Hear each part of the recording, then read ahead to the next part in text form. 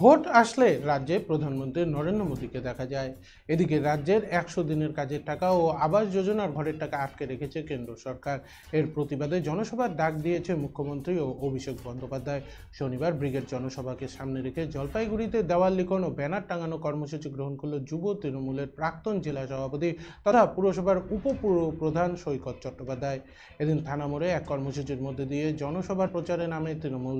কেন্দ্র সরকার রাজ্যের 11,36,000 গরিব মানুষের আবাস যোজনার ঘর ও 59 লক্ষ বাসিন্দার জব কার্ডের টাকা আটকে রেখেছে বলে অভিযোগ। সৈকত বলেন, 100 দিনের কাজের টাকা রাজ্যের প্রাপ্য।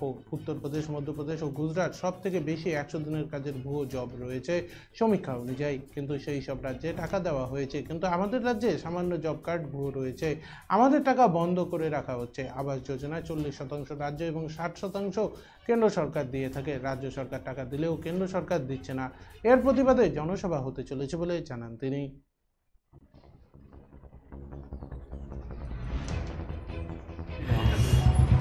দেখুন, যখনই ভোট আসে তখনই প্রধানমন্ত্রী নরেন্দ্র মোদীকে দেখা যায় বাংলায় আসতে এবং বলতে যে বাংলা নাকি স্বাধীনতা সংগ্রামের মাটি। আর এটা কি নরেন্দ্র মোদীর সার্টিফিকেটের প্রয়োজন আছে?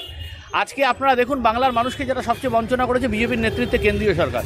মনরেগা একটা কিন্তু আইন, এবং সেই আইন অনুযায়ী আপনার যারা কাজ করবে তাদেরকে 100 দিনের কাজের টাকা দিতে হবে।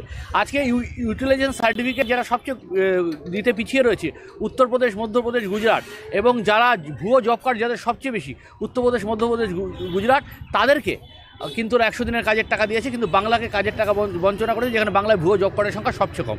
আজকে সেখানে দাঁড়িয়ে আমি একটা কথা বলতে পারি যে এই প্রেক্ষাপটে এবং এই যে আবাস যোজনায় 40% রাজ্য সরকার দেয়, 60% ভারত সরকার দেয়, এবং সেখানেও রাজ্য সরকার তার টাকা দিতে তৈরি, কিন্তু আবাস যোজনার 11,36,000 পরিবারকে টাকা দিচ্ছে না কেন্দ্রীয় সরকার, কেন্দ্রের অংশটা। তাহলে সেই জায়গায় দাঁড়িয়ে বঞ্চনার বিরুদ্ধে 59 লক্ষ মানুষকে 100 দিনের কাজের টাকা দিচ্ছে না, 11,36,000 পরিবারকে আপনার দিচ্ছে না, কি বলে, বাংলা ভাষায় বাড়ির টাকা দিচ্ছে না। এই প্রেক্ষাপটে দাঁড়িয়ে জনগর্জন সভার ডাক দিয়েছেন অভিষেক বন্দ্যোপাধ্যায়, মাননীয় মুখ্যমন্ত্রী মমতা বন্দ্যোপাধ্যায়ের অনুপ্রেরণা। তারই প্রচার আজকে জলপাইগুড়ি ডিভিশনাল হেডকোয়ার্টার জলপাইগুড়ি শহরে শুরু হচ্ছে।